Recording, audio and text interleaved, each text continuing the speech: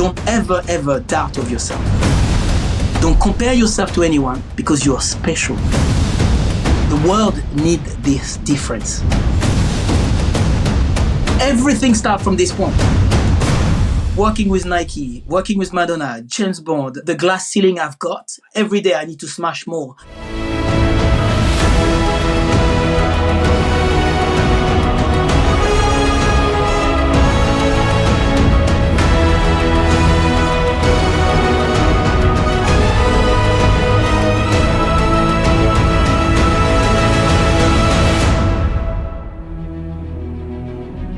Sébastien Foucan. Oui, Tom. I'm so happy to see you, man, because I was living in London for a while, and I think we met in 2016 when I came to London, and I heard that you had a free running school in London, and I immediately signed up for the year, and I absolutely loved it. I felt like a kid again, jumping around and doing all kinds of crazy jumps. And we haven't talked for a while now. It's been maybe since 2019 or something when I left London. Yeah, it's been ages, yeah. And actually, you are my first guest today on my podcast. I just started. You are my first interview. So I'm super happy because it's great to have you here. And I think you have a lot to share about your philosophy of life and philosophy of telling stories and your art as well of freerunning. I'd like to start with something. I'm going to give you a quote from Hans Zimmer that I really like. What's the operative word in music? It's play. We play. Let's be playful. Let's take playing really, really seriously.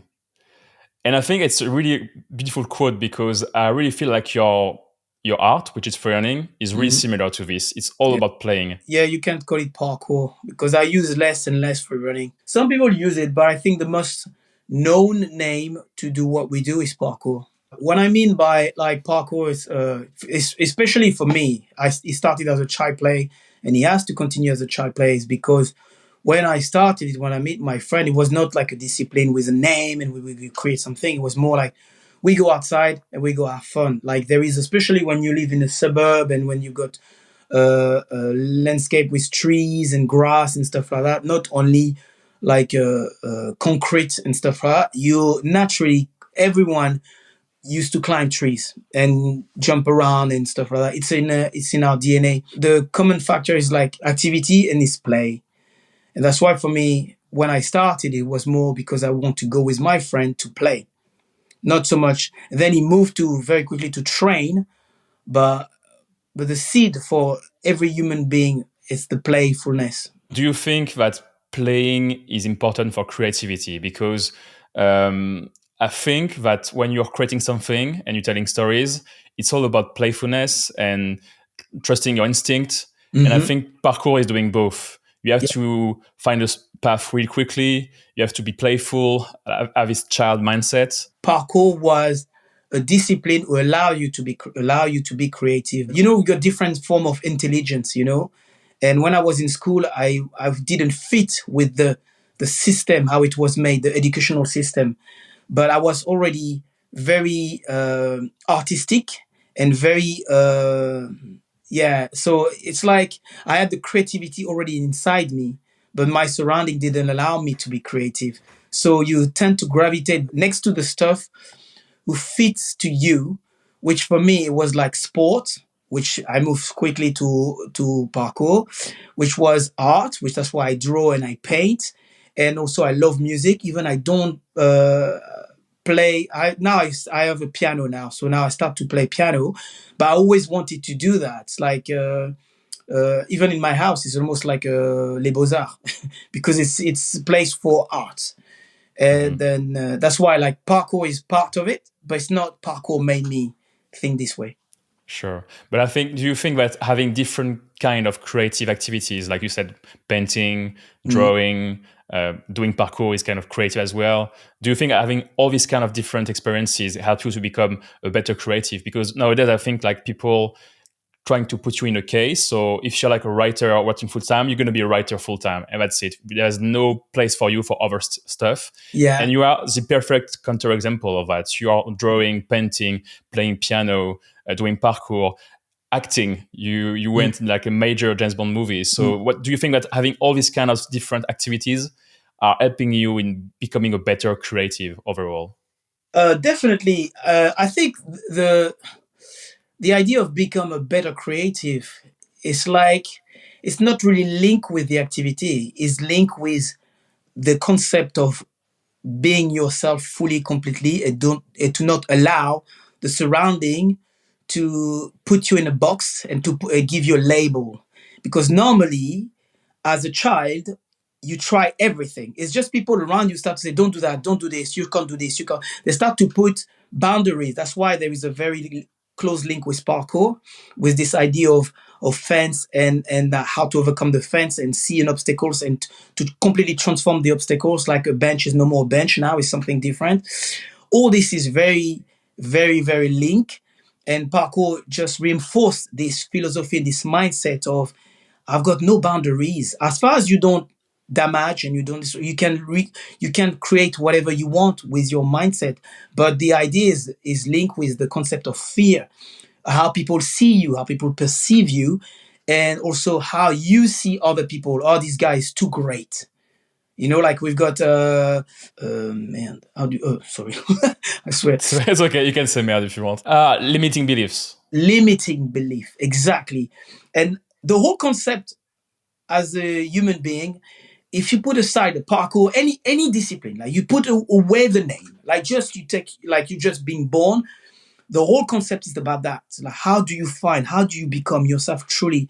And this idea of like the limiting belief, this is the fight. This is why we're here. I don't know why, but this is the true fight. You have a voice inside you and you want to fully express yourself, but you have your own limitation. You have people around you put you kind of like some like glass ceiling on top of your head, and the whole society is made like that. When you go outside, as soon as you go outside, everything is made. The road is like this. You cannot turn to the right. You have to turn to the left, and everything is like. And yeah, that's it. This is what it is. We value more people who are being successful very early because they started early and they focused on one discipline. Speaking about Tiger Woods, I think he started when he was like 6 or 7 or something crazy like that. Got another ball.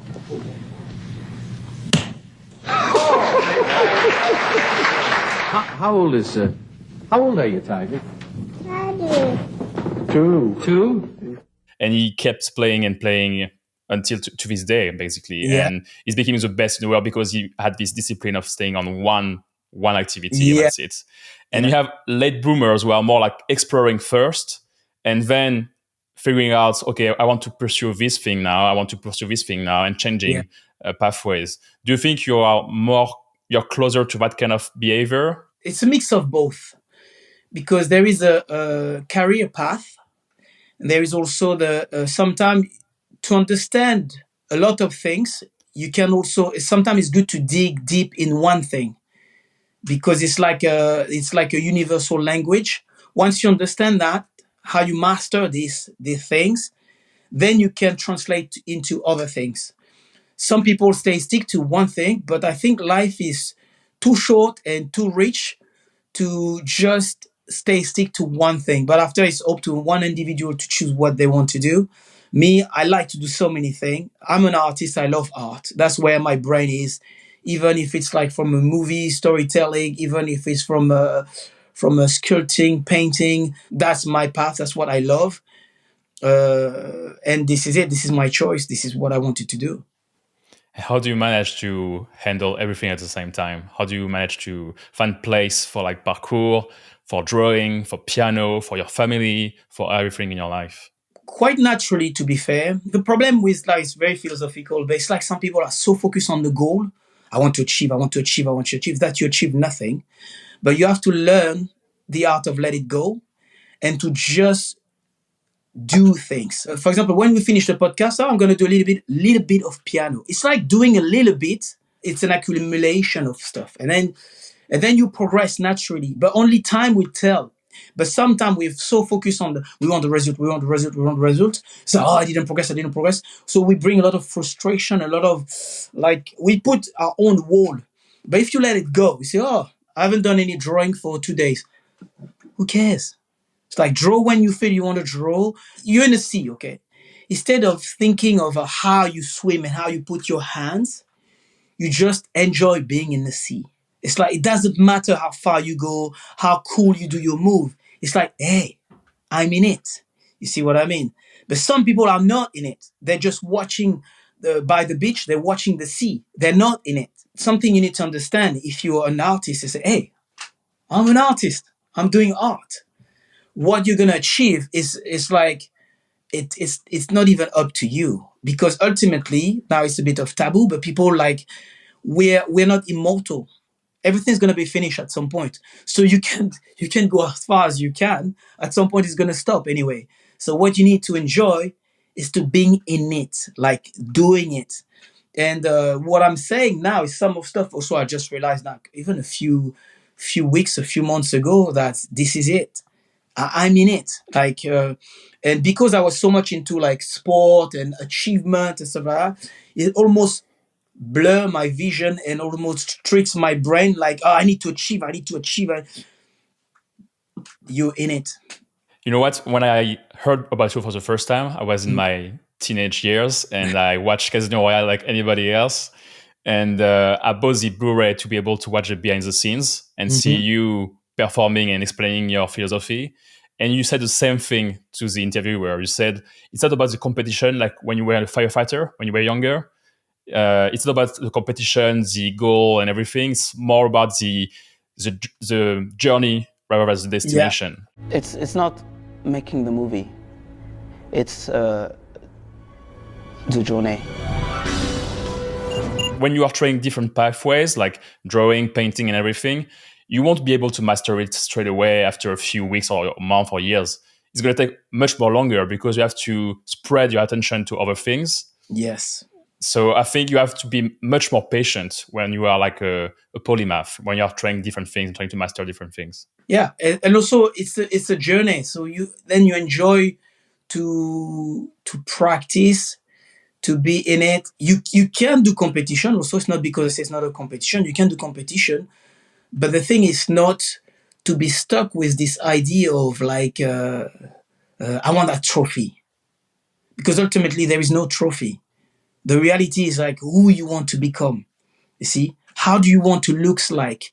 The people I admire the most, I don't admire them because they did like a fantastic kick or slam dunk or the score. It's not about that.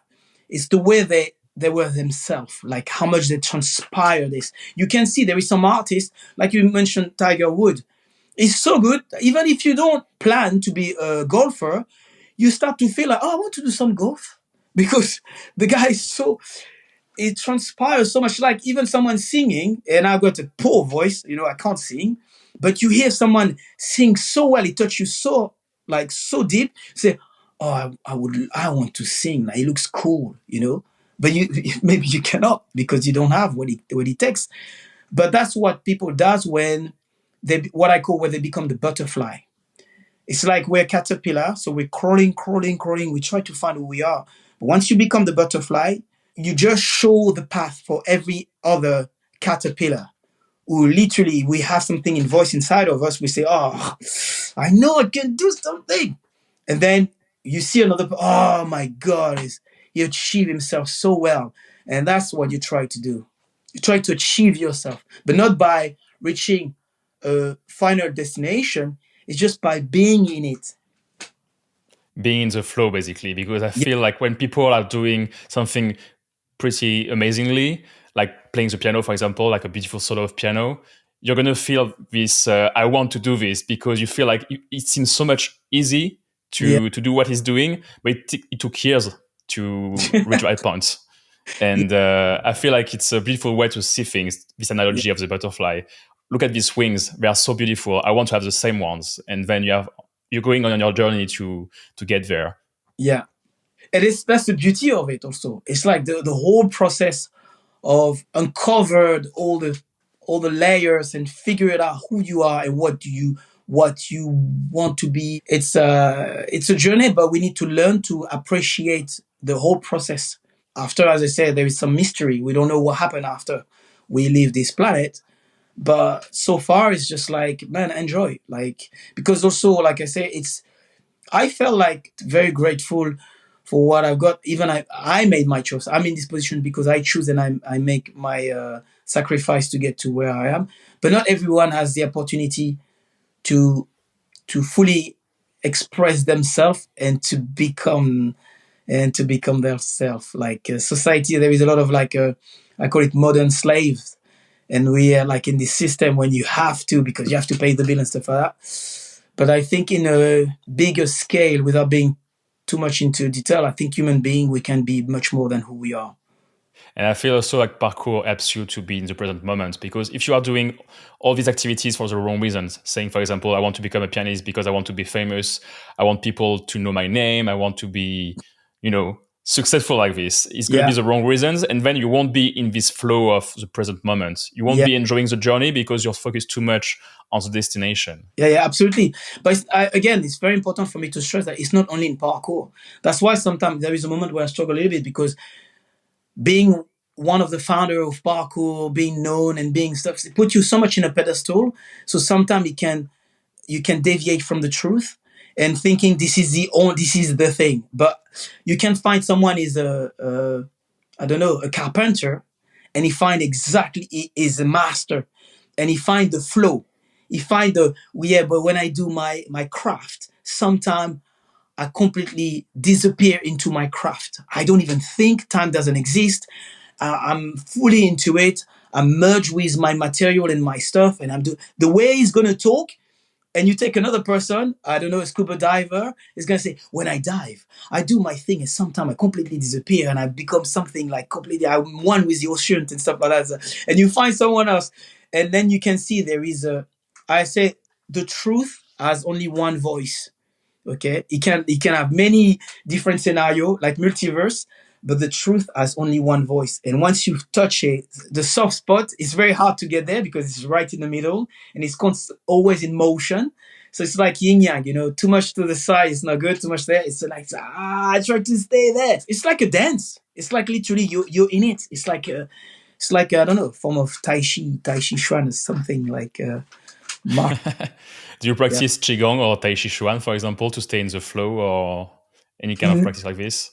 Not really, but I'm very interested in especially Asian philosophy and all this stuff, like all martial art, like from the Qigong and chakras and all this stuff, like I like all the stuff related to health of the body, theory of concept of like how it works, and Aikido. Even I don't practice Aikido, but the concept of Aiki, I really understood all this stuff. Many things to talk about. The same thing we try to understood. And if you do dance, it's the same. They're going to talk to you about stuff. They're going to name it. They're going to give it a name and say, that's the same thing. Exactly. Yeah, it's like a different word for the same truth, basically. Yeah. Hello, everyone. I'm just pausing the podcast for a few seconds to make a very special announcement. Over the past few months, I've been working really hard on something that I'm very passionate about. If you're watching this podcast, you're probably interested in storytelling. You may be a writer, a filmmaker, a photographer, or even a content creator.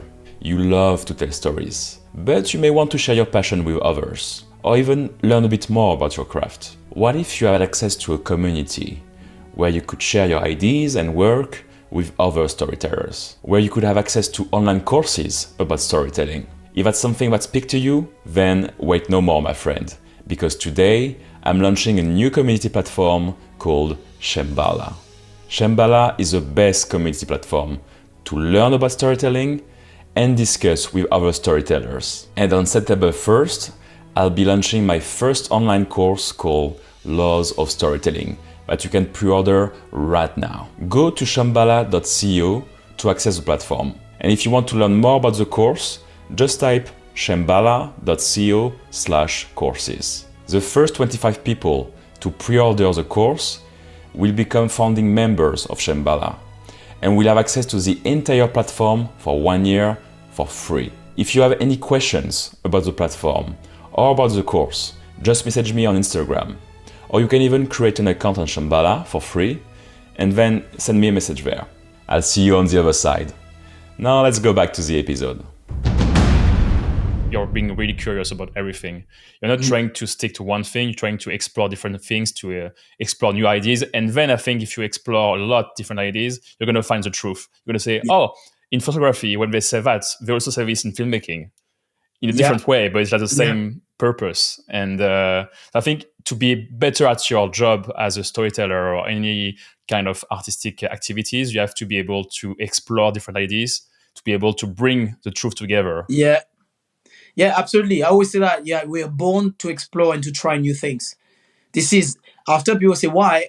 Nobody knows. Like, you live this world, sometimes you live with unanswered question, like, but definitely we're explorer. Our superpower as a species compared to other animal, if I have a logo, it's a question mark. It's not like a DC Comics. It's just like, but we're literally a question mark. We're the only species like, why?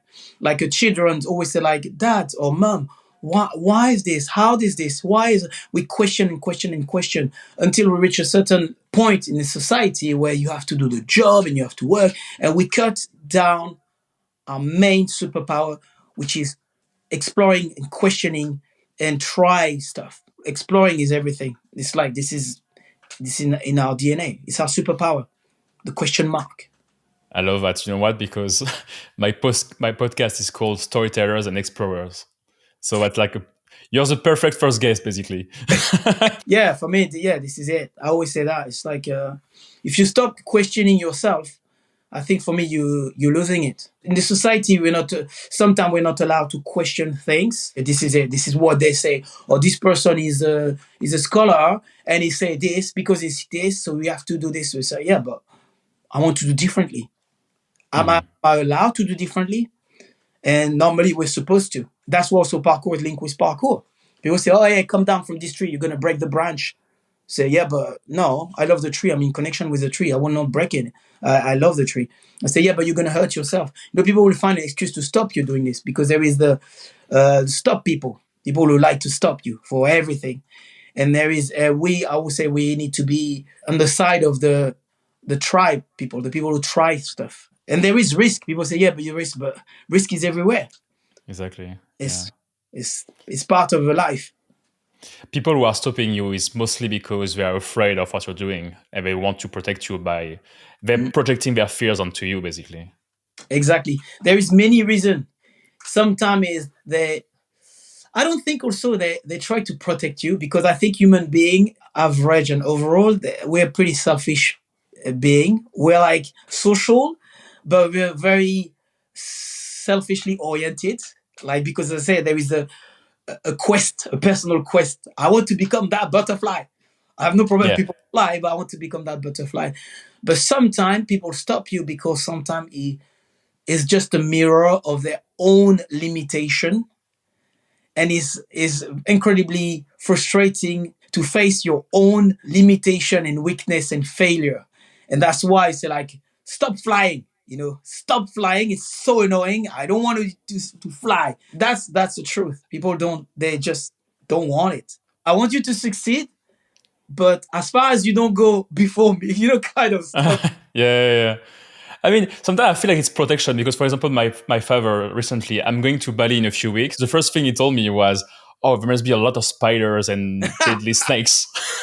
And, it's not coming from a lot of things. He wants me to travel. He wants me to explore. But it's just like, oh, I've got this fear of maybe spiders or snakes. I'm going to tell him first thing, this is great to go to Bali, but there's like a lot of spiders. You must be careful, To be fair, we have to be careful every time, everywhere. It's like, but we can't put our mind into the be careful mindset. Like, if you take your car, of course, like, you have to drive to one point to another point. You can't say, oh my God, this car's going to jump. This guy's going to turn into me. This guy's going to turn into me. This guy, it doesn't work like that. At some point, you have to put this in the back. You drive carefully, but you drive. This careful thing is like, you can't say, oh, you're going to travel, be careful, there is sharks. Yes. Oh yeah, there is sharks, there is spider, there is... Yes, but this is life. We won't be here forever. This is some people like, I know it's from some people it's taboo, but for me, I don't think there is one day where I don't think of death. Not in a way like in a very negative and sad, more like, this is true. This is it.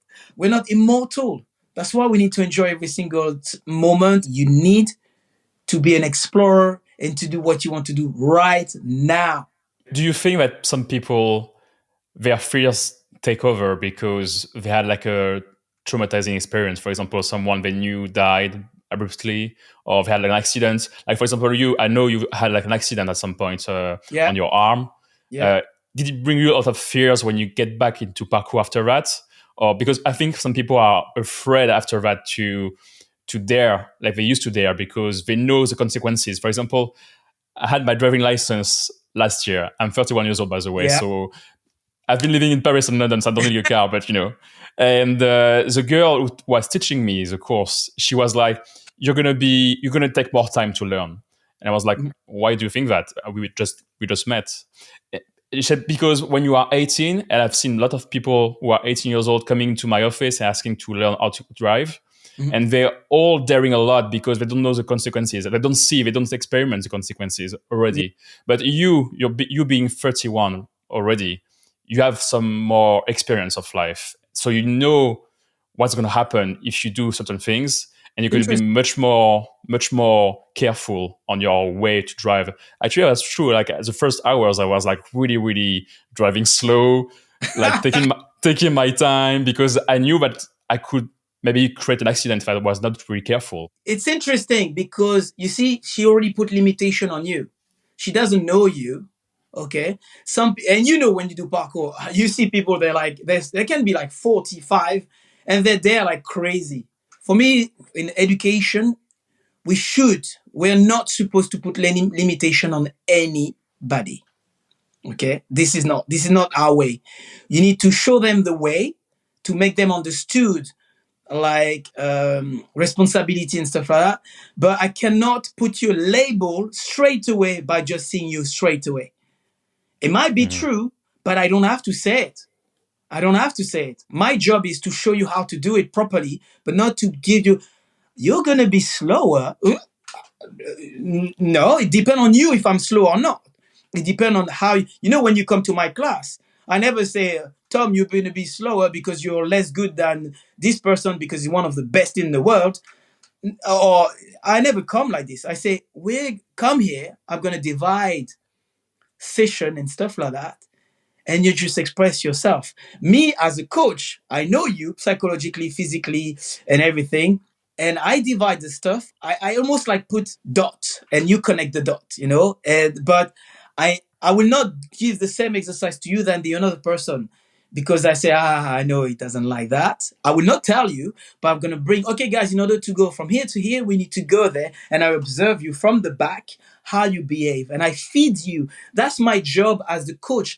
I've got like wires, you see, and I feed it, and then I make the stuff in a way to teach you and to undo what society did to you, and that's my job. It's incredibly hard, but that's my job. And then suddenly and then you change your mind. I thought I've got fear of height. I really thought that, but now since we've done all this exercise, I realize I don't have such a fear.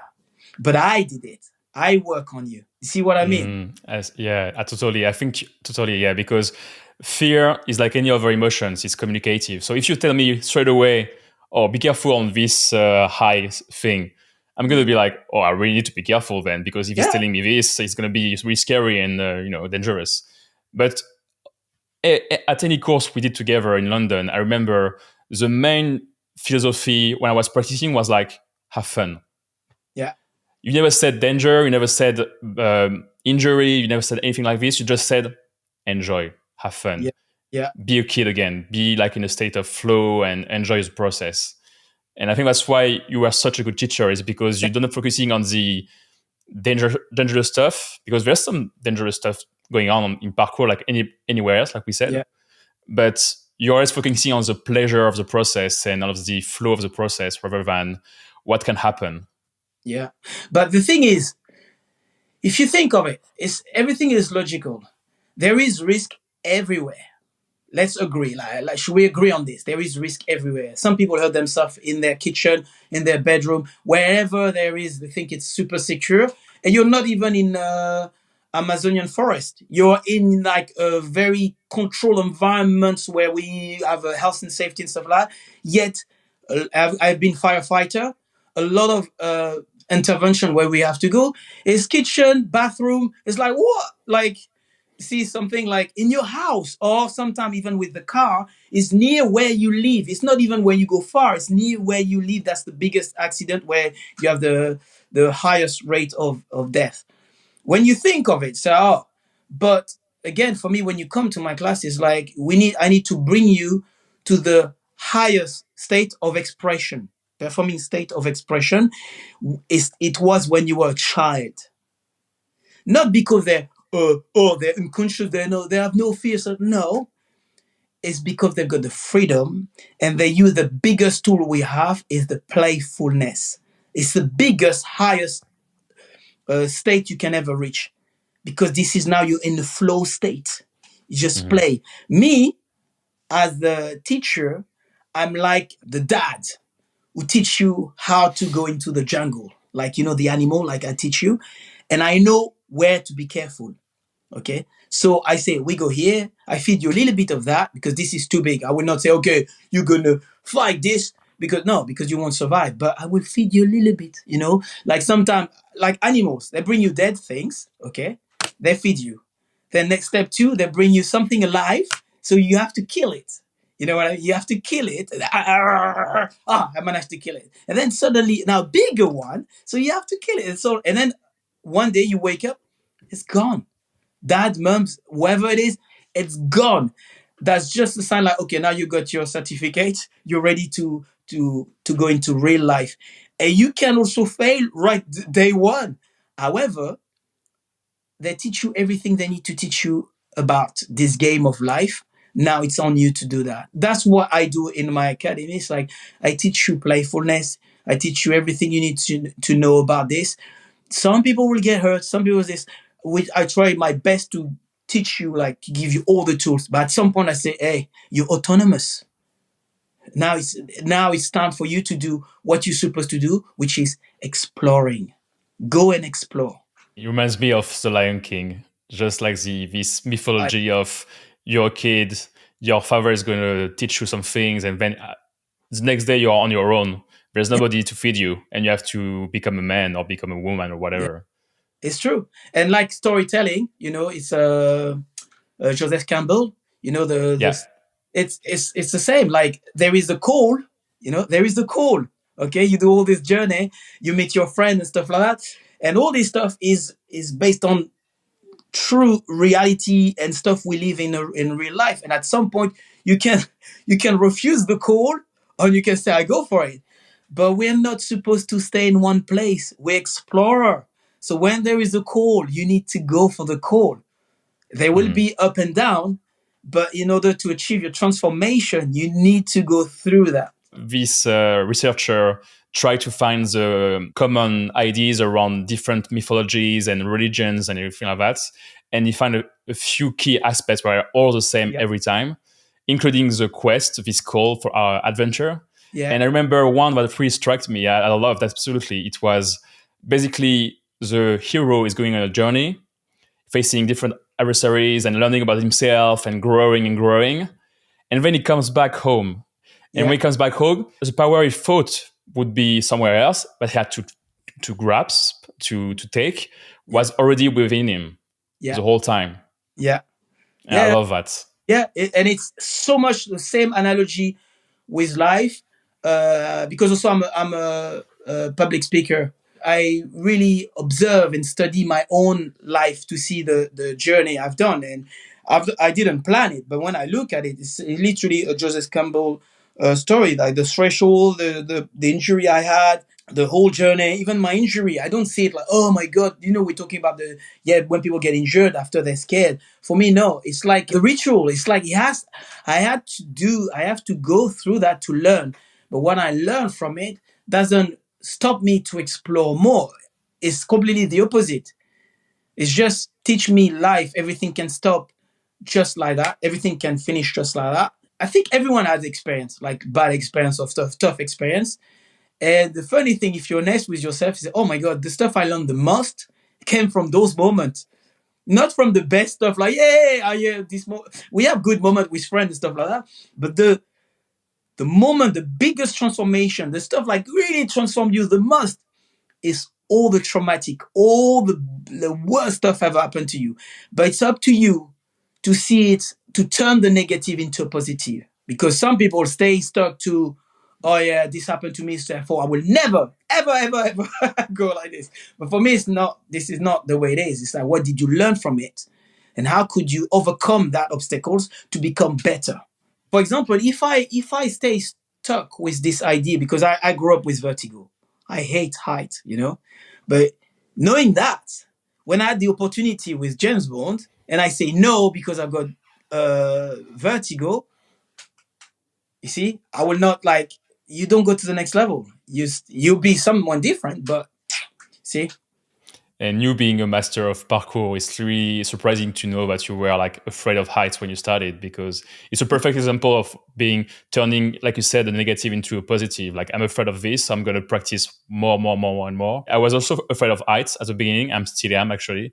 Yeah. And you told me to go climb a tree and stay there for like a minute or 5 minutes or 10 minutes, because you're going to get used to the idea of being really, really high. And then your brain is going to be, okay, it's fine. I'm still alive. There's nothing going wrong. And Yeah, it's the concept of accustomize.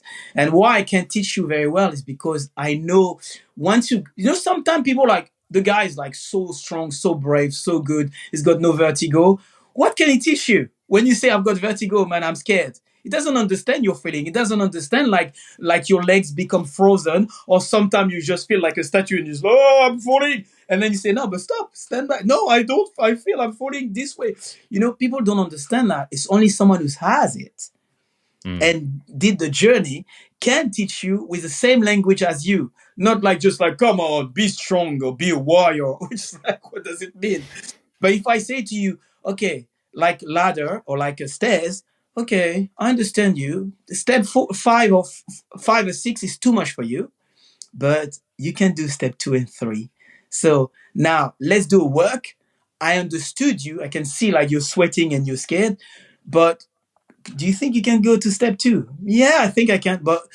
And then I have to tell you, I have to make you understand like you're in a safe place, because that's how the brain is working. Because you want to stop even step 1, because in your brain say, this guy want to bring me to step 10 and I don't want that because I'm going to die. That's how the brain survival mode say, I'm not crazy. I'm not interested of anything. I don't have ego. I don't want to show everyone, oh, look, my student can do level 10. I don't care. All I'm saying is, like, listen to me. It's a communication with your body and yourself and me. So you can trust me as your teacher. Today, we just do step 2, and maybe whole session, we're going to do step 2 for your whole life. But could you do step 2? Yeah. Okay, we do step 2. So I leave you, if I say step 2 is maybe half of the tree. So in your brain, say, oh, this is where we stay. Good. And you stay as long as, until you reach the boring level when you think, that's boring now. I'm here, I feel nothing. And then I come to you and say, do you think you can do step 3?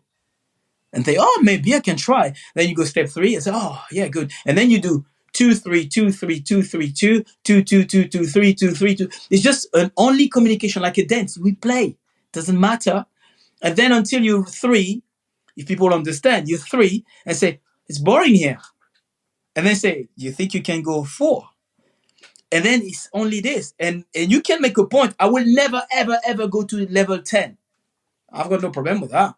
Like me, for example, I don't care to be on a rooftop. I don't care to do like something like, ooh, like, I don't know, like a stick with my phone and going a super, super high skyscraper. I'm absolutely not interested in doing that. I've got no interest of that. That's not my journey. I don't care. If someone does it, good on you. That's not my destiny. I'm not interested in doing any of that. You see, and I'm fine with that. But to be comfortable within my body and to understand, like, oh, you know what? I can climb high. I know I can climb high, but you need to give me the good purpose. I need to have a good reason. You know what I mean? That sounds like wisdom. The wisdom to be able to say, you know what, I can do it, but I choose today not to do it because it's not me. It's not myself. It's not who I am. Yeah. So I don't need to do that to prove to you something or anything like that. When everything is going great, you're really successful, great relationships, some money and great job, it's fine and you have to enjoy it. But when everything turns to shit, that's when the growing is starting. Because I remember one guy said in a podcast I listened to last year, every people he met who were successful financially or anything like that, they would always come back to the stories of them struggling at the beginning. They would never say, "Oh, it was so great, but I have everything like money and relationships." They always come back to the stories that made them who they are right now. Yeah. As I say, it's a transformative journey. Like a labor, like a woman to have a children. This is the highest things in this planet. Make life, because this is wow. 9 months, but even prior 9 months, it's like there is so much going on, and then after you have 9 months of having like the belly and stuff like that, and then after you have the delivery.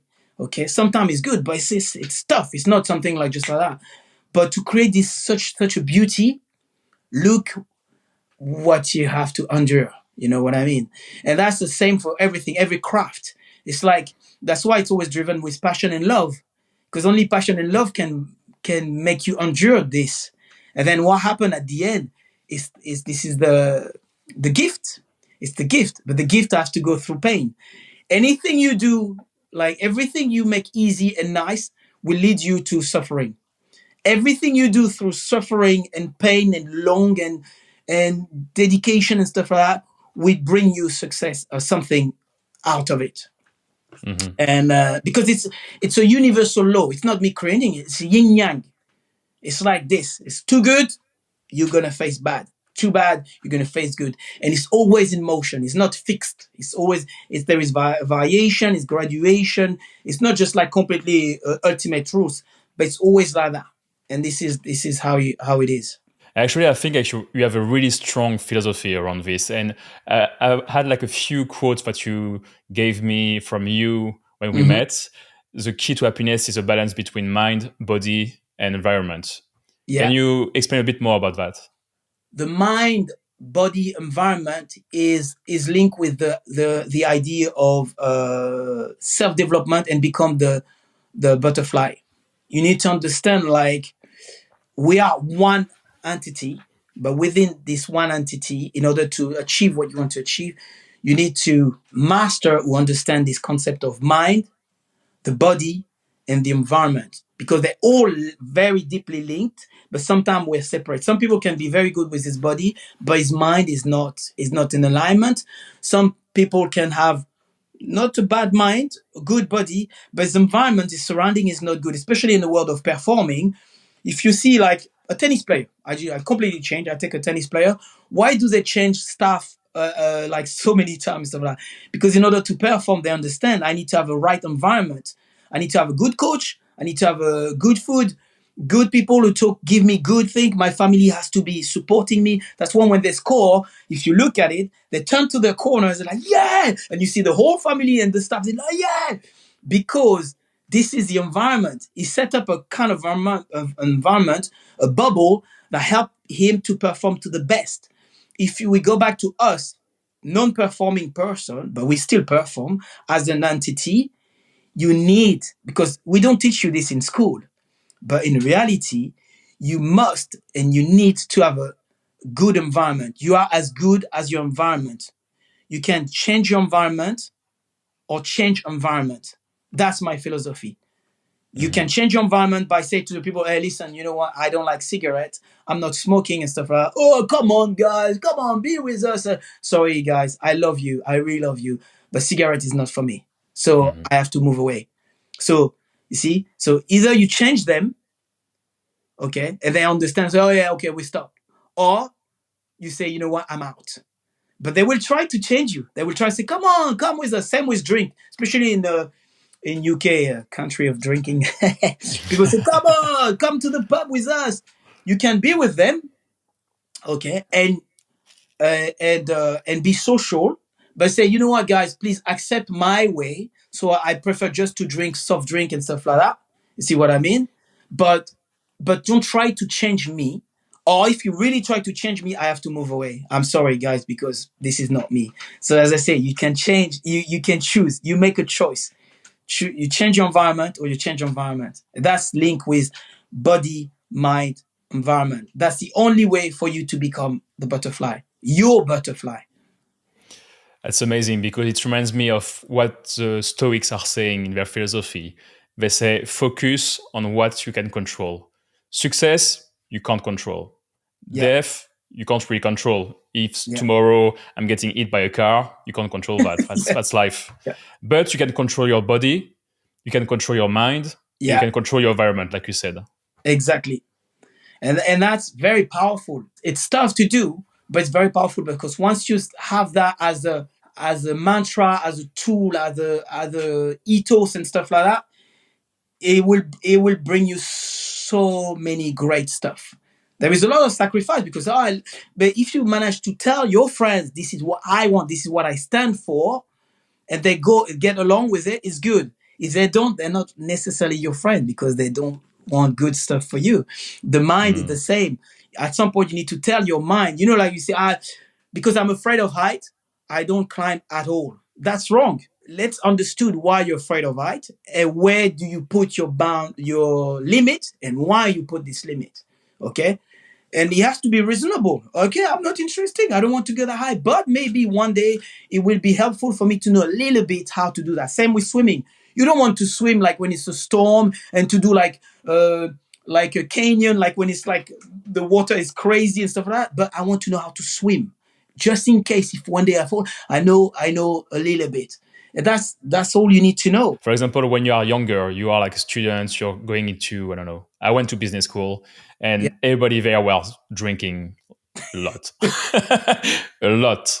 And so I was, at the time I was a shy guy, going to the school and wanting to socialize with people. So my goal was to meet friends and meet people. But I felt like in order to do that, I had to drink because if you don't drink, you're not funny. You're not a cool guy. Yeah. So it's like if your goals are to make friends in an environment that you're making friends only by drinking, then you're going to have a problem. And the problem is we're species where we want to be accepted. It's in us. Like, so when there is a stuff social, but the problem is like, in order to climb the ladder, this is the ritual of passage. Like you need to do this and this. It's so tricky because I want to be with you, but I don't want that. Oh yeah, but you don't want that. That means you're not funny. But it's not true. The funniest person is not those who drink. It's not true. It's just a fake mindset. And because people got weakness, so these guys, they will probably say, I'm boring. This is the word they're gonna say. This guy is so boring. It's not I'm boring. It's just like it doesn't fit to what you do and what you comply to do. It just doesn't fit. But I refuse. That's where my strength is.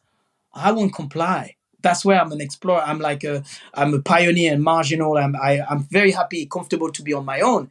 I don't comply with your stuff, with your kind of ritual of passage. It's like for me, no. Like you accept me the way I am, or bye-bye. Yeah, I'm not buying your story. Your story is to tell me you have to drink to be funny. And I'm not buying this story. It's not like what kind of story I want to tell myself. Yeah, and I drink a little bit. It makes you more loosen, and you're nicer, and you can like socialize better. You can be more friendly. So, no, I don't need it. I just don't need it. I'm very comfortable with myself, and I absolutely don't need it. And I can drink champagne and wine, but once a year, somewhere like because it's a New Year. Yeah, oh, Seb, you're drinking. Yeah, this will do nothing to me. Like wine, but has a habit all the time. It's like this will damage me a lot. It's gonna damage my body, my mind, my sanity, all the stuff I try to achieve. Me wanting to overcome obstacle. No way I'm gonna do it because I'm gonna be weak. So for me, I won't become my butterfly. It's step back. Bye bye. Perfect. It's a perfect segue for my next question, actually, because I found online in an interview you did. The question was, "What's your secret to stay in shape?" Mm-hmm. And you said, I listen to my body, I follow the rhythm of seasons, and I do everything in music. So I think we all understand what it means to listen to your body, even though some people are not really doing that, including myself sometimes. But following the rhythm of seasons and doing everything in music, can you explain a bit more each one of them? in my method, because that's why like sometimes I deviate to say parkour because people I think also they integrate, they think it's start from there, it never start like this. But in my method, I try to be pioneer, evolve, and I don't follow what people follow. For example, in sport, which the people we revered in sport are the top athletes, rightly so because of their performance. It's amazing. I can literally be in a hole be when I see people doing amazing performance. However, they're young. They're kids. They're just young adults, but they're the peak. And that's in the society where we revere these people. Oh, this is Mister whatever, but they haven't done anything yet except like to the side of being a performer. And for me, it's like this is not what I do. I'm in a holistic mindset. What my game is with the time. I revered more what I call the tortoise, okay, les tortues, which when I see someone is from I don't know, it's like 85 or 85 is not even old. Someone is 110 or 100, and he still have his mind. He can make joke. That's a proper performance. It's like look at that. This person is 100 years old, can make joke, understood, remember the past and everything, have a lot of anecdote about everything. This is right in front of you, the biggest performance for humanity. Not someone who's score something at this point, even it's brilliant. This is not, it's wrong. The highest people, it's the tortoise. It's people you look around and just walking and say, how old are you? Oh, I'm 110, I think. I think. It's even funnier when someone say doesn't even know his age. It's like, wow. Because it's a performance right in front of our face. And sometimes in this society, we just tend to admire the fire people, not the age of air. What I call age of roots, age of fire, age of water, age of air. It's a graduation. So go back to the season. I follow the season. So there is now, for example, we're in winter. So it's a sanctuary winter. That's where for me I'm more like cool down. I'm not doing. I'm moving, but like nice and easy. So after there will be awakening spring. So that's where the spring, and you can feel it. Your whole body say, "Hey, that's spring." So now your body want to move, and you feel it. So that's what you follow. And then after you got expressing summer, so now it's summertime, so like you want to move. Woo! I'm not talking about performance. It's like where you really like you're in the alignment of how you feel. Like all the animal does this, okay. And then after you've got a smooth autumn. So after summer, you must cool down because the tendon, your muscle, everything has to have a rest. It's like yin yang and everything high and low and everything. Everything is it's like alchemy. And I don't argue to anybody. I don't care. I'm not here to sell it to anyone. It's just this is the way I am. So I follow the season. This is winter. Oh, Seb, could you come with us? We're gonna do this. No, I'm not doing that. Even sometimes my coach, oh, you're not jumping. Oh, you're not doing that. You're not pushing. Now, this is not the time. I'm not interested in doing any of that because my game is with the time. Is time will be the judge. So what do you do when you are in winter, for example, and you don't practice parkour? Do you do more other creative activities like acting, and I don't know, maybe drawing a bit more? I draw a lot now. I paint. I play a lot of piano. I've got absolutely no problem of being on my phone and watching Netflix for a long time. I've got no such a thing like procrastination, because for me it's like the pro need to rest. That's what sometimes say procrastination. It's like it's the rest of the pro. For me, it's like I need to rest and sometimes I need to cool down. I can't be like 100. It's completely different than someone in competition or make a career because it's short time for their career. So they must go to the fullest, especially competitive. Someone want to take your place. It's a different agenda, a different calendar. I'm not in it. There is no trophy, nothing. So for me, why do I have to follow that? It's wrong. In the summertime, there will be nothing for me happening. Okay. There is no contract. There is no like big sponsor. Or like that. So for me, why do I have to follow that? I need to be more like the animal, where like the bear's gonna hibernate. It's about rhythm. It's about rhythm. Like autumn. Some people say, "Oh man, I feel like it's a bit sad and it's moody, low." No, it's not sad. It's just low. I've got a whiteboard with magnets in it. I've got that. It's magnet, so it's a whiteboard. When I can, this is a magnet. Okay. This is like this is when I'm like in my full potential. Like I feel how I feel. Like wow. Sometimes I feel like that. I'm good, but not that good. Sometimes I'm like this. Okay. and I always move it. Sometimes I'm like this, so like I literally like I'm very low. I've got that one. That's my age. It's funny because people were like, what? Age of water. That's where I am now. I'm age of water to age of air. Like I say, age of roots is when you're young and you think like you discover stuff. Like you know nothing. Jon Snow. Okay. And then after you go to age of fire, teenager, you think like I'm the one. I know everything. Like you old. Everyone is old. You're too young. This is leave it to me. I'm in charge. And then after you enter to edge of water, you try to understand, you want to have a purpose and you have to try to find a meaning of what you do in life. That's where also you try to make a family. You try to understand stuff, like functionality. So you don't do parkour just, I do parkour just to show off. Now you try to do parkour for like, maybe you reduce what you do. You try to, everything starts to have a nice equilibrium. Okay. Edge of air or edge of wind. It's the art of let it go because now you won't be here forever. You don't know what's next, but whatever you thought, like planning, my plan for this and this, it's gonna be over. So what's next? It's a big question mark. That's why some people are fear of death and so on because it's an unknown. You don't know where you're going. I don't want to die. And this is it. But normally in the society, we should cultivate a different way of thinking, almost like the time of Egyptian and stuff like that, some ancient culture where they were focused on the afterlife. Everything was to prepare yourself for the afterlife. For them, it's like, it's not a big deal because it's just a transition for the next stuff. So I need to prepare myself to be ready for the next stuff. One must understand who you are and where you are.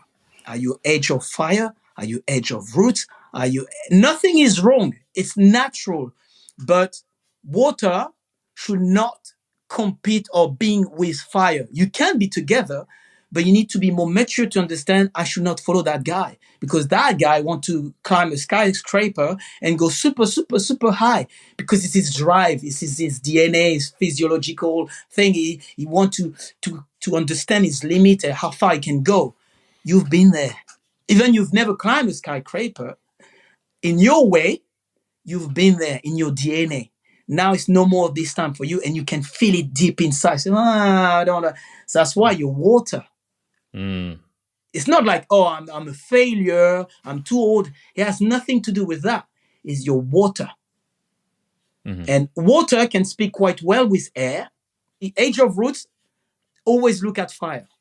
Because, oh my God, it's amazing, he did a backflip. Oh my God, he's the one who did the backflip. You see this? Because their roots they've never seen, so for them.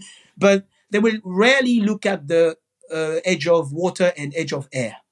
Because it's in terms of development, there is a bit of immaturity here. They're not here yet. Once you pass this threshold, and in between, I call it waving, because you're always in between. You're mixed between fire. You say, I still want to prove something, but I'm done now. I'm okay. I still want to prove I'm done. And then at some point, you completely water. It's like, okay, I'm very comfortable with myself. And then again and again. So that's my method. That's literally how I live my life on a daily basis. And I'm quite secretive. I show sometimes I put stuff, but I'm not doing my stuff. But everything is linked with I didn't create it. It's just observing nature, animals. If someone has got a cat or a dog in his house, you're gonna see like you close the door, it's gonna like be by the door because he wants you to open because he want to breathe. He needs some fresh air. He can't stay in the house all day. It's not possible. So if you understand that, so we should do exactly the same. They are more connected than we are. Children are super connected. Animals are very connected. Like us in the society, we're so disconnected. We have no clue. Like we've got shoes with a layer of rubber, which disconnected us from the floor. We've got pavement outside, which for good reason we did the pavement. I'm not judging, but we're not even touching the earth and the magnetic field and stuff like that. People say, "What are you talking about?" Yeah, you're too far. You don't understand. Climbing trees, you connect with your hands, okay? With tree, with alive. It's alive things. It's not a concrete wall. That's why parkour is like, yeah, but be careful. It's like, it's not a wall, which movement is good, but it's not a wall. it's a tree. With this tree has been here before you. Like sometimes I go to Hampstead where I'm living and I like to walk and talk and say, this tree was here and he saw people with horses, like in the long time ago, say, I don't know, like in the Victorian period. And this tree was here. So he saw people dressed differently, like a time machine. And he saw that. And now he saw me with my iPhone and stuff like that.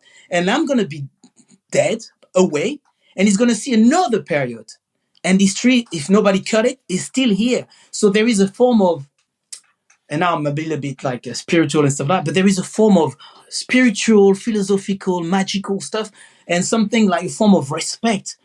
You don't understand you're in front of something absolutely amazing. It's not just a tree. It's the memory of Earth right there. It's almost Avatar. When they connect with even if it's a movie, it's come from something is true and it's right there. But people say, yeah, I don't feel it, I don't speak with it. But there is a communication here. Actually, in Avatar, I think in the film they say that they are connected. The people who are living on Pandora are connected to the trees and everything around them. And I think it goes back to what you were saying about seasonality. Is that Yeah, the tree during winter is losing all its leaves, is losing yeah, everything, taking yeah, some rest, and then in spring it starts to bloom again and be yeah, alive again. So you're basically saying that we should be more like trees and having seasons in our lives yeah, where we take some more rest and then we yeah, yeah. bloom and then we energize. Basically, the fact we disconnected with that, without being too much into this, is we created a society the way it's created. It's like it's been organic. This is how we did it. I'm not claiming that I've got the ultimate solution. However, we miss so much the harmony, which is supposed to be natural and teach, but we move away. Family wise, we start to dissociate with family. There is some tribe when they've got elderly, like they keep the elderly and then so on and so on. And everyone, they've got a kind of a hierarchy in the society, how they take care of people. For some time now, it's like you've got special house when you leave the old, like, oh, my parents has this house and they're just waiting to die there. No one really, like the grandchildren don't see like, you know what I mean? This link is almost disconnected. We're disconnecting in this way. We're disconnected with the environment. Now we creating building and building and building and houses and houses and houses. There is no park, like less park, less trees, less house, less place when you can breathe and connect and stuff like that. If I walk barefoot, people will look at me like, this guy is crazy. What is he doing? Like, put your shoes on. If I walk with my top off, stuff like that, people say, oh my God, this guy is barefoot, top off. Well, a little bit crazy. But all I'm trying to do is to connect my my planet and the universe. Right? People will say, "Oh my God, this guy is just like," or maybe they think he's primitive. He's either like he's a Trump, either he's primitive, either he's cuckoo. Mm. All these words just to move away from. Like I can be dressed, but also you need to go outside and reconnect. That's what I do in my method every morning. 6:30, I'm outside and I connect. Mm-hmm. I'm not showing it on social media because I don't need my phone to do that. My phone needs to be away. I need to breathe and do my thing. Listen to music. Talking about musicality, I listen to music. So the musicality is there is the music, but it's more linked with rhythm and sensitivity. Feel the thing. It's almost like Star Wars. Feel. It's like this idea of like, sometimes you say, I don't feel it. We say it. Should we do this? I don't feel it. What does it mean? It means something. Your intuition is a very powerful sense, and it exists. It's not just like, oh, come on. We don't have five senses. Intuition is one of the most powerful. Sometimes I should have listened to me. Like I should have listened to me.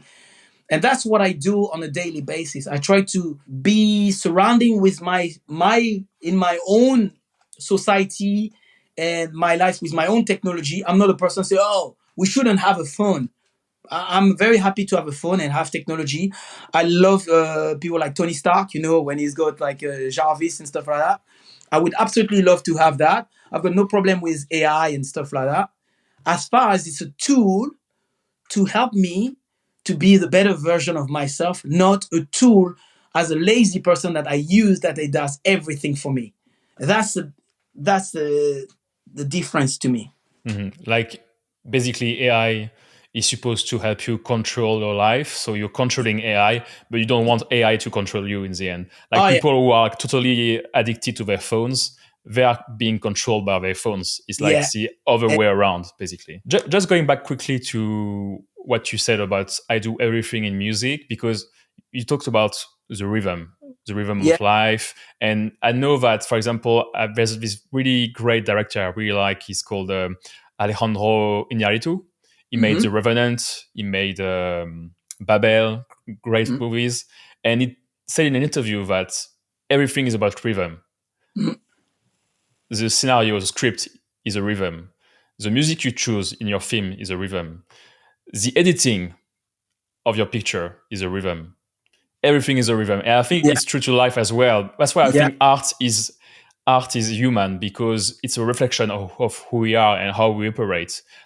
That's why I think AI would never like take the lead on making movies, for example, because you're using stories to connect to each other. So because we know that we are going through the same thing as human beings. But Mm. if you are watching a movie made entirely from AI and not from humans, I don't think that people will watch it, because you're missing this human element. I think that's as I say, it's like it's a human thing because we are for so long we are on top of everything.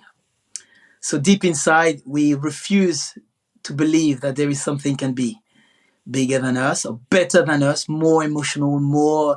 It's a machine. It will never be emotional. It never feel what I feel. That's human. You see, I try to avoid to have this concept of me as myself, Seb Foucan, because for me, I am you and you are me. It's really bizarre what I'm gonna say. We're part of a one thing. I'm very, very spiritual, and now more time goes, the more I become like that. Through the lens of my eyes and the camera, I am me, and everything happened. This is the story. This is my story. You are one of the character in my story. Me, me, me. Everything is me. Everything happened through my lens of my eyes. So you're not here, but it's the same with you too. So it's very hard to comprehend and to understand that in this society, unless when you start to understand we belong to the great everything. I believe that there is something beyond us. I don't know what it means, but it connected us. So that's why, like, if I hurt you, I hurt myself. You Mm, see what I mean? If I yeah. kill you, I kill a bit of me because ultimately you are me and I am you. Let's say now we launch nuclear bomb, okay, and we completely smash the entire planet. Nothing is dead. Me, Seb, is dead. You, Tom, you're dead, okay. But the universe is not dead. The planet is maybe destroyed, but the great everything is not dead. We can't destroy the great everything. You're not that good. People can call it God, whatever, but I believe yes, there is something like that. But it's not someone saying, listen to me. It's not that. It's it's big. It's huge. And I'm Mm. part of it. I totally agree with you, and I think I do agree that we are connected to each other, because, for example, when someone creates a big emotional bond with someone else, if that person is in danger somewhere else in the world, like is about to get killed or whatever, some people are going to feel something is wrong, but they don't know why it's wrong. They just feel like something is going to go wrong, not to them, but to someone else they love. So I think that's why you're right. I think we are definitely connected in one way or the other, and we don't have all the answers to everything. Yeah. And we could talk like hours about it, but Yeah. it's like I think a question that we can't answer right now with the Yeah. knowledge we have. And that's why also sometimes I'm a bit in my bubble because we've got one life. So I want to believe what I believe. Everyone can believe whatever they believe.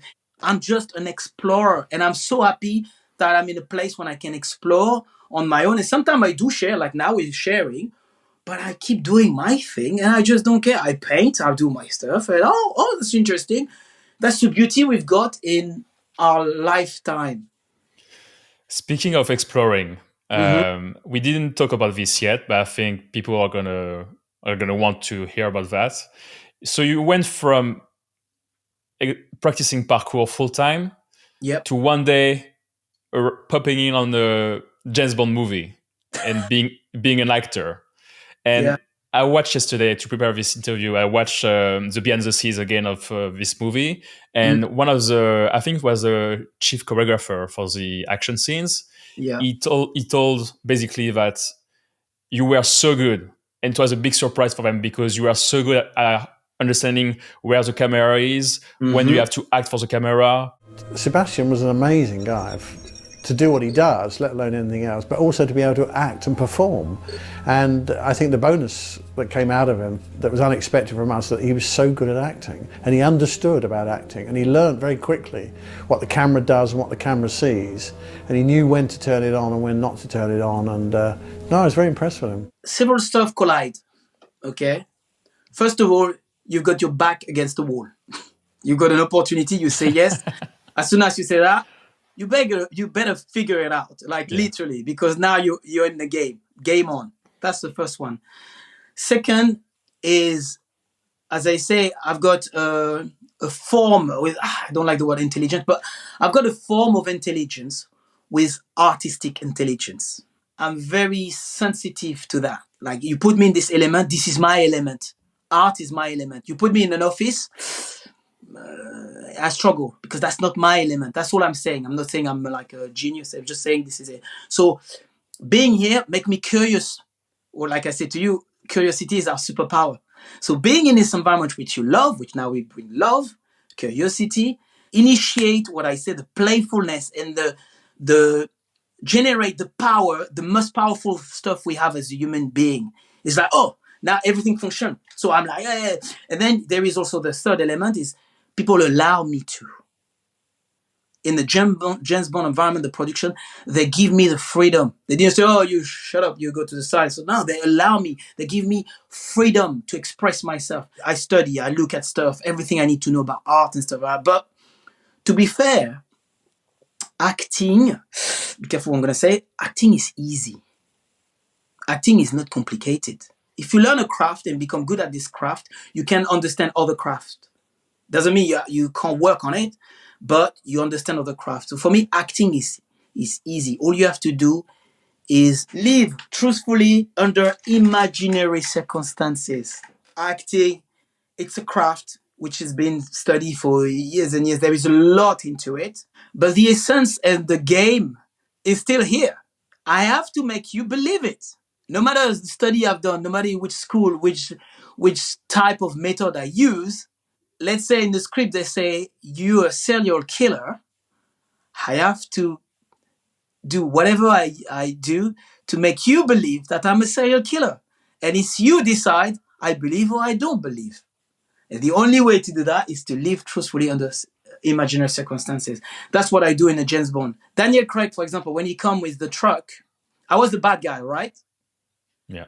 But that's what you see on the screen. From the clothes I've got, from the scar I've got, from the gun, from the way I behave, and you already know James Bond is the good guy. Everything's been set up. I'm the bad guy. This is it. I don't have to convince you. They already tell you. Okay, that's one thing people need to understand. So I don't have to exaggerate it. Even I'm smiling like that. It's like, oh, it's creepy because he's a bad guy. If I just by being like that, I don't have to do anything else. That's just to tell you how it happened on the movie through storytelling. So when Daniel Craig, for example, when I was behind the pipe with my gun, okay, and Daniel Craig's coming with it's not even I say Daniel Craig. It's not even Daniel. It's James Bond. In my head, what I thought is what this guy who's coming with the truck is the guy who hurt my daughter, my real daughter. That's really what I say in my head. As soon as I see him, I'm going to shoot him and kill him.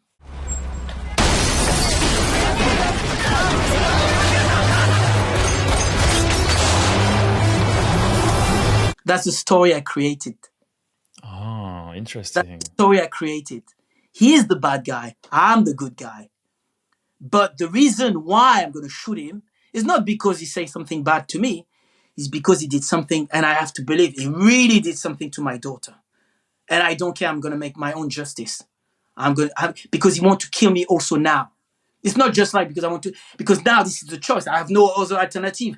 Not only he did something really bad to my daughter, but now it's coming for me. That's what the camera capture. I see. That's why you meant live truthfully, because you can't behave like a criminal because you're not a criminal. You never experienced being a criminal, but you know the emotion of having a daughter, and so you use this emotion to convey the hate you have for James Bond in the film. Yeah. And I keep it simple, very simple. You don't have to go, oh my God. No, you don't do that. What people need to understand is very simple. If we're friends together and we're filming together, there is no pressure because we're filming together. Both of us, we want good stuff, right? That's step one. What I need to give you is as much as variation and tools. That's when you go to the editing room, you can play with it. If I give you the same again and again, there is nothing you can do. I have to use this because it's the same, like pictures.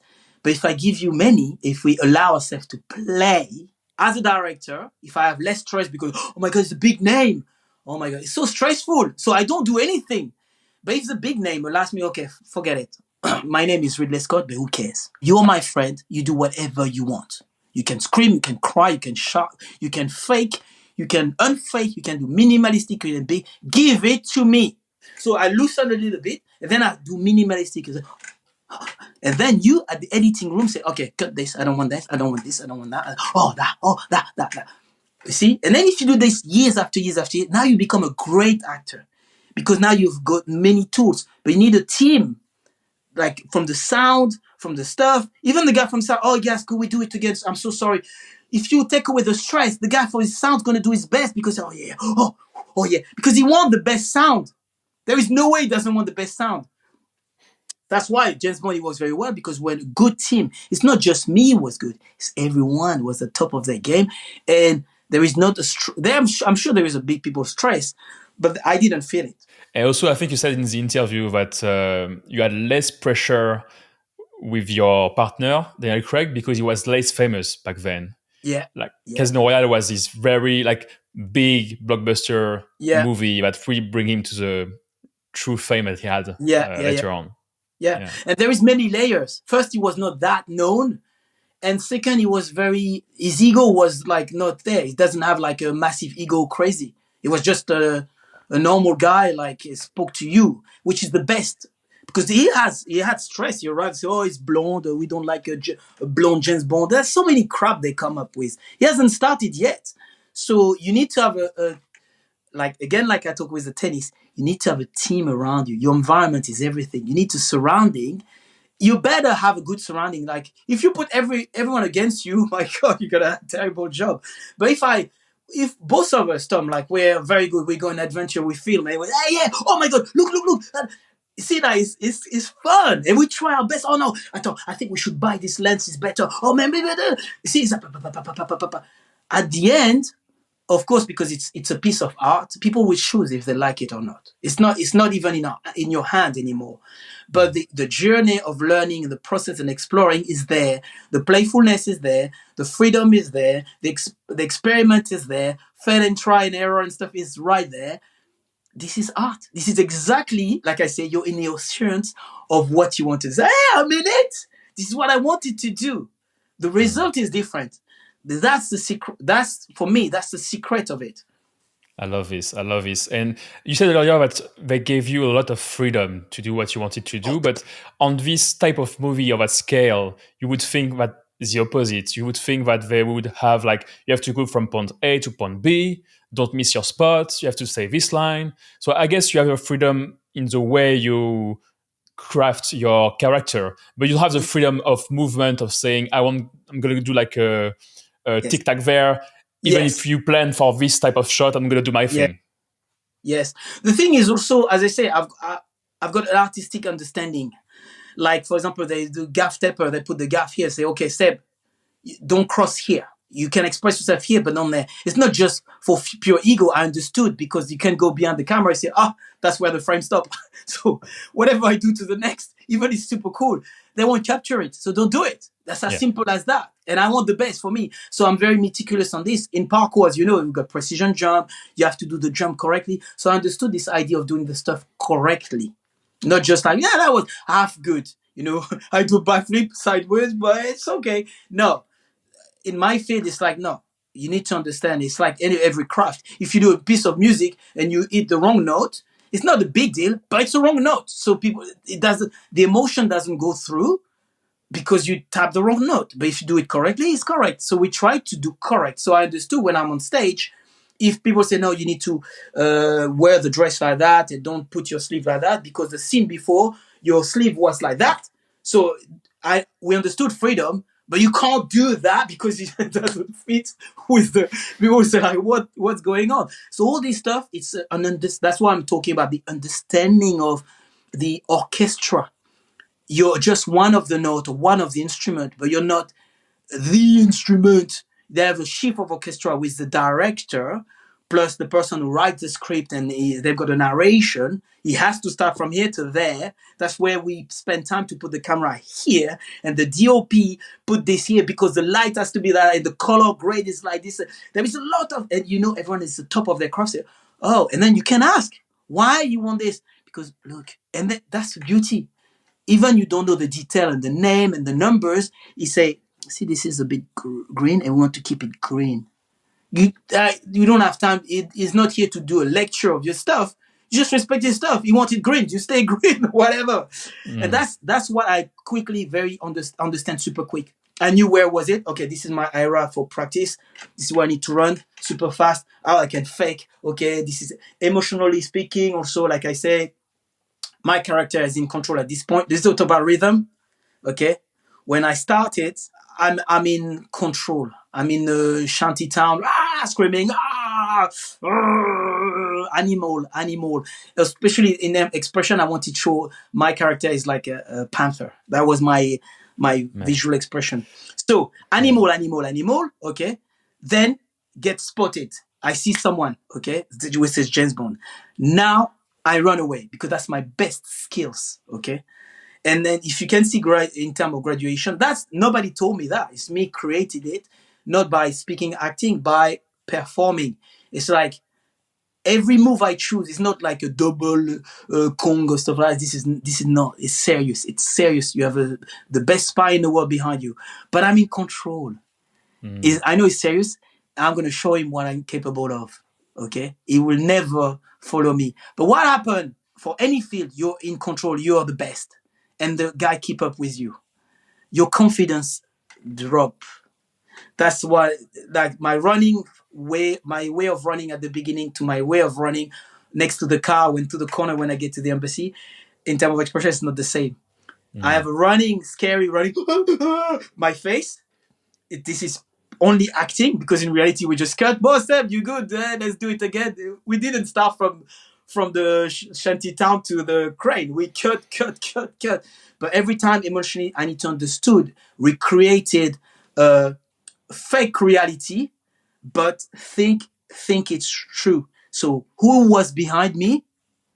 A pit bull. That's why I created it. In my head, it's like there is one guy with the lashes, like with the pitbull, like ready, and they say 3, 2, 1, go, and then they let it go, and I was You see, that's where like everything I was doing, that's like thinking it's gonna bite my my tendon and stuff like that. I was and as quick as possible. That's what I was doing, and the camera just captured it. During the whole chase, you were pretending that James Bond was a bulldog chasing you, basically. Different. No. I pick up for several moments differently. Like, we talk about rhythm. It's different. Emotionally speaking, you're in a different rhythm. When I climb the girder, I'm a killer. I don't care. I just killed 2 people. I climbed the ladder. I saw 2 people over there. Bang, bang. I shoot them. I don't know if you remember that. Yeah, I remember. I'm still in charge. I'm still like, yeah, man, try to get me if you want. When you play tag. But the guy is still behind me. And then I climb super high. I make a lot of effort and I'm tired. I don't even know what to do. I throw the gun at him. And he just catch him and throw it in my face. And it's just like all over the place. Then I did a massive jump. I go down, down, down. He's still there. Now, if you think about horror movie, like any horror movie, aliens, look at when the aliens is there, because he's in charge. People are scared. I've never seen a horror movie where the guy says, "Oh, you're behind, but I'm in control." Now you're losing it. You're absolutely losing it. When you're scared, you say, "Oh." That was the kind of thing, a bit of aggressive stuff. But in my head, so I'm losing it, man, because the guy is just like, he's still behind me. It's scary. It's like, yeah, we can tell that you are truly an artist in every way, because not only by the acting, but also because you were almost like dancing sometimes when you were performing in this movie, like, and you were going back to the animalistic side of you as well. You were an animal. I mean, this cat pass that you did on the table, that movie is insane. It's like you're really truly seeing like a panther, like you said earlier. Yeah. But that was my goal, because in my head also, I was very absolutely conscious about, in my head, that maybe it's once in a lifetime. I will never have any other opportunity like that ever again. In my head, so what would be my legacy, parkouristically speaking? Because I don't know if people know, but I like Bruce Lee, and I like Bruce Lee in his movie always put something philosophically with his martial arts stuff. Like if you look at this, oh, that's Jeet Kune Do and stuff like that. So for me, it's like, how can I leave a legacy that even if I'm not here, in the movie it's there? Like adaptation, like be water, my friend, be like animal, like a panther. That's why all my movies are this idea of sliding. That's I choose all the slide. That's why also they put James Bond also here make him slide, because I said no, that was me. I explained to them the slide bit, so they put the slide. I was jealous the slide he's doing. You know, there's a slide. That was my expression. That's why when I run, I do slide. I told them this is my character. My character is very like smooth water panther, and that's why if people can remember only one thing about this character, it's like it's panther-like and it's like smooth like water. Like Bruce Lee, be water, my friend. If people see that, just that, I was like, this is it. I've done my job. And your job was done, I think. We all saw that in the movie. Thank you very much. And I think you did a new documentary with RedBull recently, right? Art of the Jump? A futuristic film. That's the production company. Nice. And when is it going to come out? This year. When, I don't know, because we're still doing some interview and stuff like that. So yeah, a lot of going on. It's a big thing. I haven't seen it yet. So I film a lot of stuff. But for me, it's a story of the caterpillar and the butterfly, the story of believing in yourself, the glass ceiling, the box being labeled, self-belief, almost like Forrest Gump when it started, and it's like, hey, Forrest, have you ever played ping pong? Look, this is the game, how it works.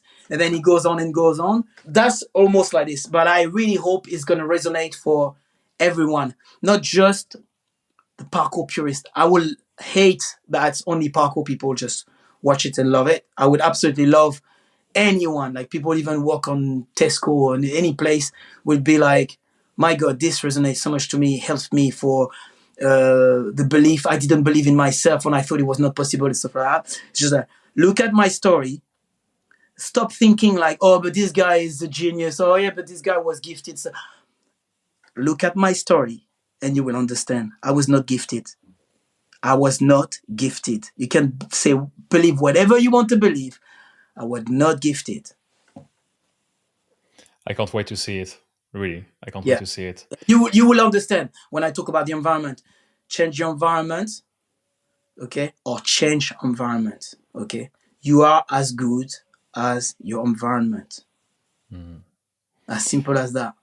I love it. I love it. There's so many things that you said that really resonates with me. And you don't need to know a lot about parkour to understand. It's like a philosophy of life and not only about a practice, a specific practice. I have one last question for you. It's basically a question that I'm going to ask every guest every time at the end of the podcast. Could you tell us a personal story?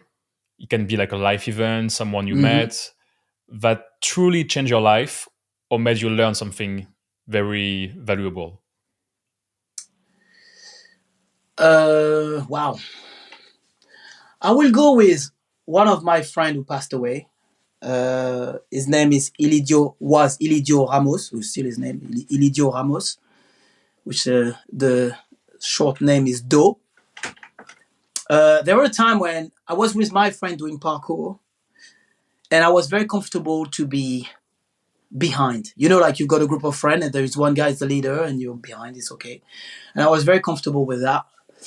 And there is this time where we tried to get stuff done all together, and the people who were more like leader of the group didn't get along very well and didn't want to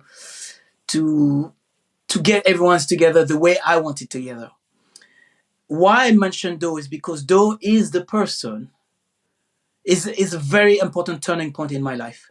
Because it's the first person ever to tell me that I've got something. That I've got something.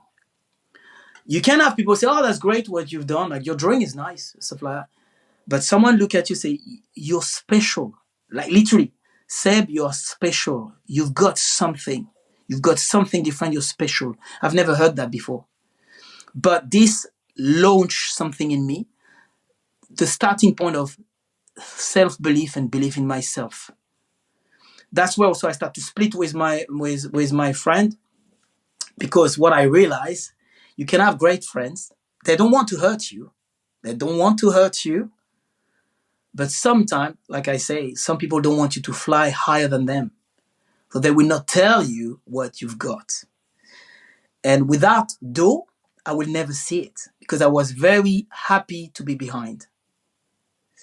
And I don't know if in the documentary I mentioned it.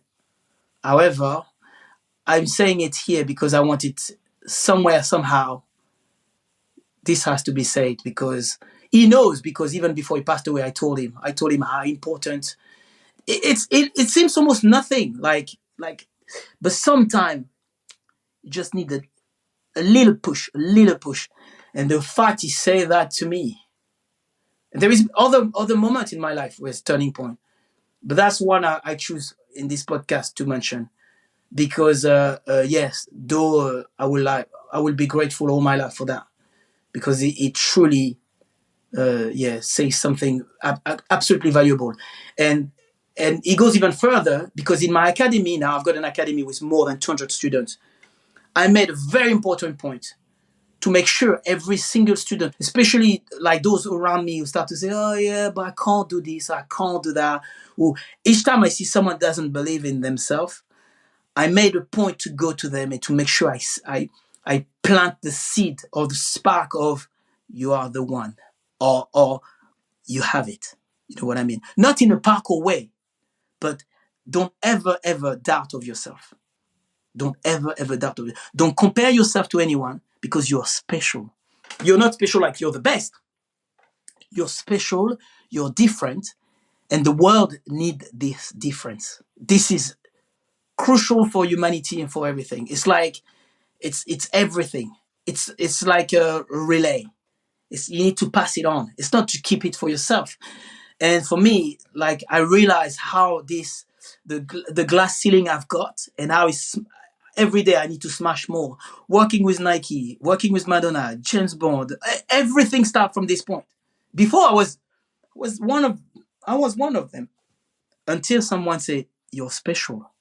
You've got something special. I spent maybe 2 or 3 years practicing with you in London parkour. And to this day, I think that my curiosity and my playfulness comes parts from you. I loved, when I was a teenager, I loved watching you in this movie. I wanted to go to parkour because of that. I wanted to practice parkour because of you. And when I had the chance to practice parkour with you in London for 2 or 3 years, it was amazing. And I always admire your way of being always playful and positive, and being a really good teacher as well. And I think my curiosity and my playfulness are coming from you in a way. And if people want to sign up to your academy, where can they find you? Online or your website? First of all, it's more children. My academy is very children-based, from age 4 to 18, I would say. See? They can find on the website. We've got our timetable. You see the location. You see everything. FoucanAcademy.com. Seb, it's been amazing. Like, it's my first episode ever, and I absolutely loved it to do it with you. And I learned so much. I think I'm going to play back this podcast again and again to grasp some of your wisdom. And I really hope when I come back to London, we're going to practice a little bit again together. It's been a while. I still miss it. Yeah, I still miss this group. Like, we had such a nice group. Again, thank you so much, Seb. And it's been a pleasure. I'll see you around. My pleasure. Always.